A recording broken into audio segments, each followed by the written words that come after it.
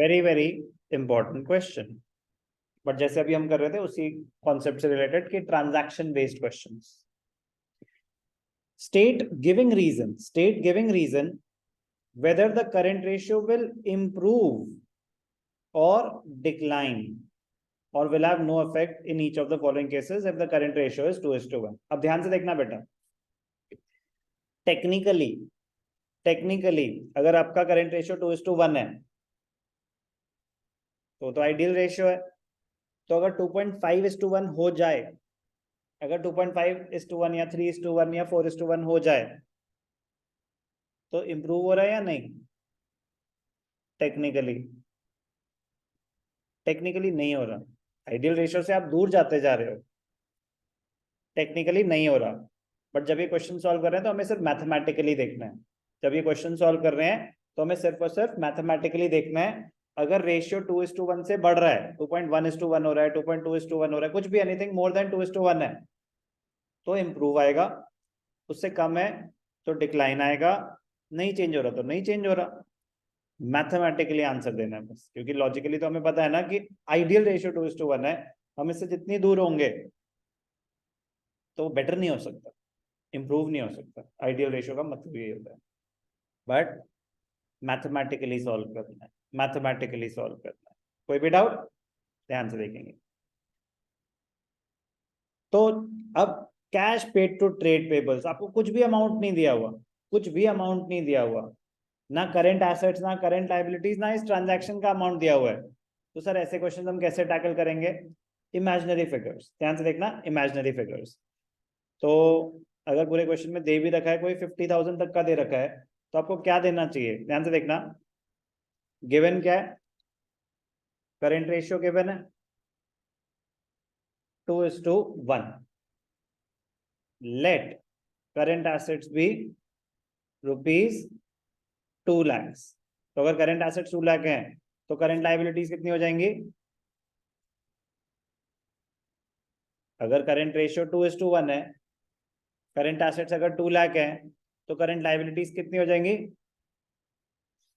Current ratio 2:1 का मतलब क्या होता है? Current assets are double the current liabilities, तो करंट लायबिलिटीज विल बी, ध्यान से देखना, ऑब्वियसली मतलब 1 लाख तो है ही है, बट अगर नहीं हुआ तो फिर समझना पड़ेगा।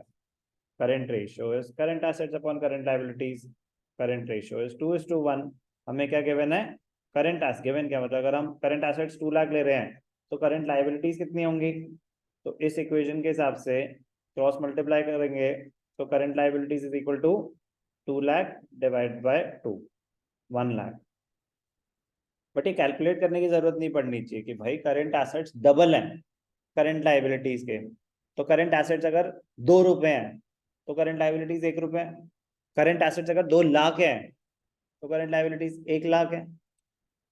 ठीक है, अब ध्यान से देखना, ये स्टार्टिंग ये अजम्पशन है, बस इतना ही कि करंट एसेट्स भी 2 लाख एंड करंट लायबिलिटीज भी 1 लाख। अब ध्यान से देखना,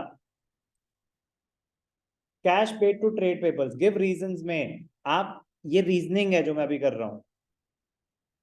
cash paid to trade payables है,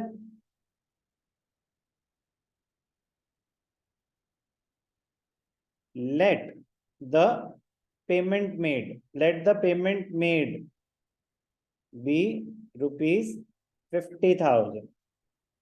सर हमें कैसे पता 50,000 है? मैं कह रहा हूं आप 5 ले लो, आप 10 ले लो, सिंपलेस्ट होगी कैलकुलेशन। अगर आपने करंट एसेट्स को 2 लाख 1 लाख ले रखा है, इसको 50,000 ले लो, कैलकुलेशन इजी रहेंगी। ध्यान क्या देना है, जब पेमेंट हो रही है ट्रेड पेबल्स की या पेमेंट हो रही है क्रेडिटर्स की, उसका इंपैक्ट क्या होता है?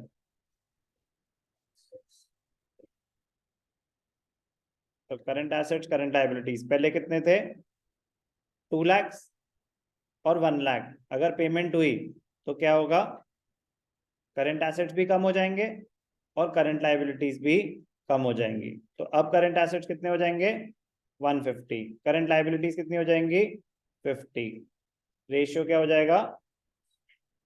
3:1, 3:1। यस और नो? तो आंसर क्या होगा? 2:1 से 3:1 हो गया। Improve, improve. क्लियर?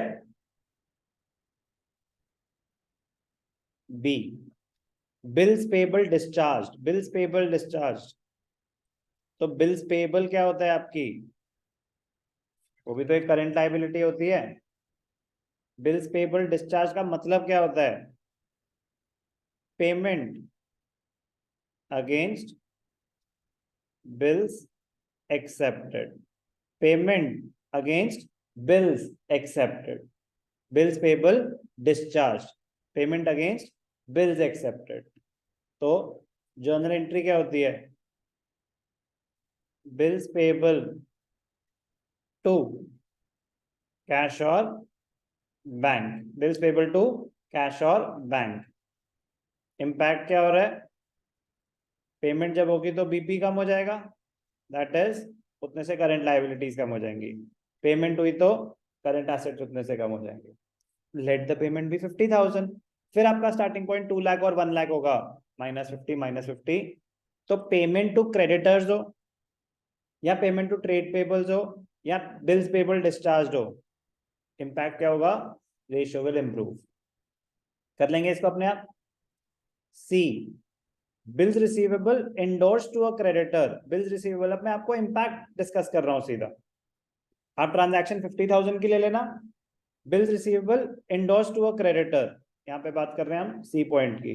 इसकी जर्नल बिल रिसीवेबल, आपके पास एक बिल पड़ा हुआ था, आपने वो किसी क्रेडिटर के फेवर में इंडोर्स कर दिया, तो इसकी जर्नल एंट्री क्या होती है, आपने किसी के पैसे दिए बट कैश ना देके आपके पास एक एसेट पड़ा हुआ था, वो एसेट आपने किसी और को दे दिया, तो होगा क्या, जिसके पैसे दिए क्रेडिटर्स बढ़ जाएंगे या कम हो जाएंगे, क्रेडिटर्स उतने से कम हो जाएंगे। आपके पास बिल्स पड़े हुए थे, वो आपने किसी और को दे दिए, तो आपके पास जो बिल रिसीवेबल है वो बढ़ जाएंगे या कम हो जाएंगे, कम हो जाएंगे, तो उतने से एसेट कम, उतने से, तो ये भी डिस्चार्जिंग लायबिलिटी ही है, सेम इंप्रूव हो जाएगा।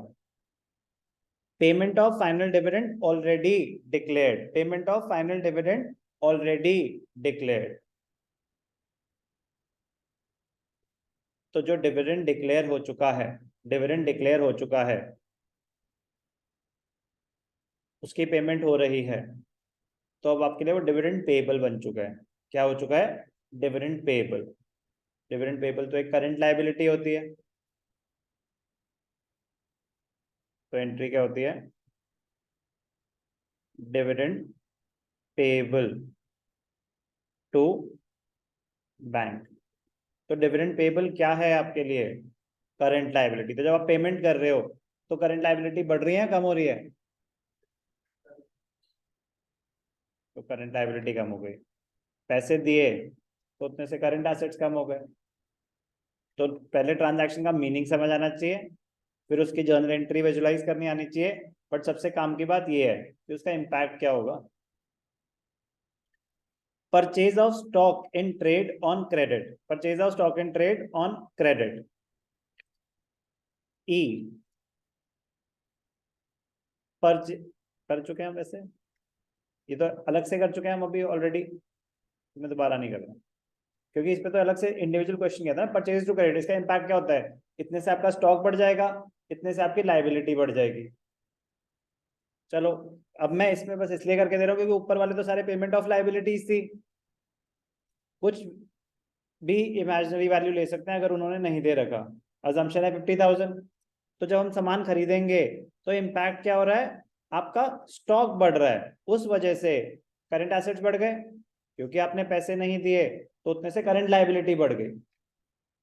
आपका स्टार्टिंग पॉइंट क्या है, 2 लाख और 1 लाख, आपके करंट एसेट्स 50 से बढ़ गए, करंट लायबिलिटीज 50 से बढ़ गई, तो 250 divided by 150, 25 divided by 5, 5 divided by 3, तो ऑब्वियसली 2 से तो कम ही हो गया ना, तो रेशियो डिक्लाइन हो रहा है, यस और नो, 1.67:1, तो आंसर डिक्लाइन। तो ये होती है रीजनिंग आपकी, कैलकुलेशन समझ आ रही है बात। F, bills receivable endorse to a creditor dishonoured, important है, इंटरेस्टिंग है।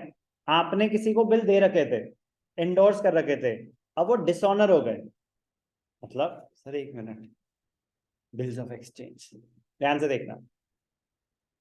मैंने आपको सामान बेचा, आप पैसे नहीं दे पाए, आपने बिल एक्सेप्ट कर रखा है, तो मेरे पास एक बिल रिसीवेबल पड़ा हुआ था। मैंने किसी के पैसे देने थे, उसको पैसे ना देके मैंने अपना बिल इंडोर्स कर दिया था, तो मेरे क्रेडिटर्स कम, मेरा एसेट भी कम। लेकिन जो मैंने बिल इंडोर्स किया था, आपसे पैसे लेने थे, आपने उसको पैसे दिए ही नहीं, वो बिल डिसऑनर हो गया। अगर वो बिल डिसऑनर हो गया, मैंने आपको एक बिल दे रखा था, मैंने आपके पैसे देने थे 50,000 रुपए, पैसे ना देके मेरे पास एक बिल पड़ा हुआ था, वो मैंने आपको दे दिया।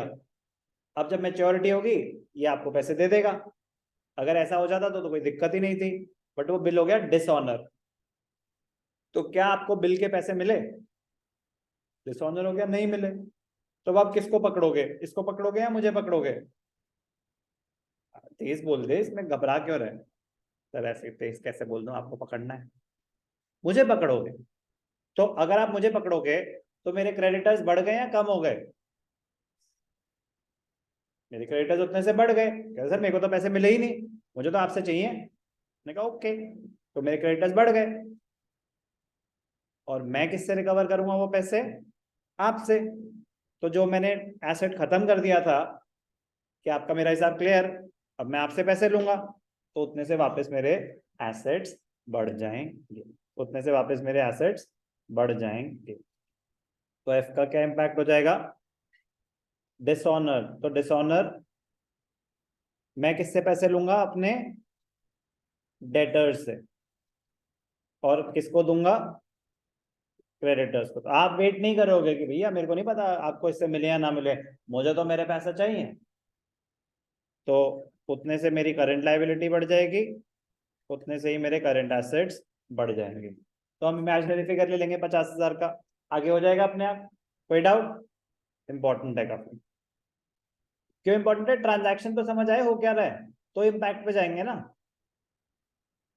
Purchase of stock in trade for cash, जितने का सामान खरीदा उतने पैसे दे दिए, जितने से करंट एसेट्स बढ़े उतने से ही करंट एसेट्स कम हो गए, no change. Sale of fixed asset, sale of fixed assets ये इंपॉर्टेंट है, ध्यान से देखना। Sale of fixed asset, profit पे बेचा, लॉस पे बेचा, दोनों केस कवर हो रहे हैं, ध्यान से देखना। तो जी मैंने कराया नहीं, बातों में हो गया था। एच एंड आई, कॉन्सेप्ट क्या है? Sale of fixed asset, sale of fixed assets. अब कॉन्सेप्ट समझेंगे, कॉन्सेप्ट समझेंगे सेल ऑफ फिक्स्ड एसेट में। कॉन्सेप्ट, जब भी आप फिक्स्ड एसेट बेचेंगे, जब भी आप फिक्स्ड एसेट बेचेंगे, तो फिक्स्ड एसेट कम होगा, करंट एसेट थोड़ी ना कम होगा। और जितने का भी बेचेंगे उतने से करंट एसेट बढ़ेगा ही बढ़ेगा। फिक्स्ड एसेट कितने से कम होगा? हमेशा बुक वैल्यू से, जितने का एग्जिस्ट करता है। करंट एसेट हमेशा कितने से बढ़ेगा? सेल वैल्यू से। तो सर प्रॉफिट और लॉस का क्या होगा? जितना भी प्रॉफिट है वो कहां चला जाएगा? इक्विटी में। कहां चला जाएगा? इक्विटी में। वो शेयर होल्डर्स फंड्स का पार्ट है, रिजर्व एंड सरप्लस, वो इक्विटी को बढ़ाएगा। और जो भी लॉस है वो क्या करेगा? वो इक्विटी को कम कर देगा। तो क्या इक्विटी करंट रेशियो में कहीं आता है? तो प्रॉफिट और लॉस का कोई लेना देना नहीं होगा। क्या फिक्स्ड एसेट्स करंट रेशियो में कहीं आता है? उसका भी कोई लेना देना नहीं होगा। तो करंट रेशियो को सिर्फ और सिर्फ क्या अफेक्ट कर रहा है? आपको बेच के पैसे कितने मिल रहे हैं। मैं कह रहा हूं आप 5 लाख का एसेट 5,000 का बेचें या 5 लाख का बेचें, इस पूरी ट्रांजैक्शन में करंट रेशियो में सिर्फ एक ही इंपैक्ट आ रहा है कि आपके करंट एसेट्स बढ़ रहे हैं। तो वो जितने से भी बढ़े, without affecting the current liability, numerator बढ़ रहा है, डिनोमिनेटर अफेक्ट नहीं हो रहा, तो रेशियो तो इंप्रूव ही होगा, रेशियो तो इंप्रूव ही होगा। यस और नो?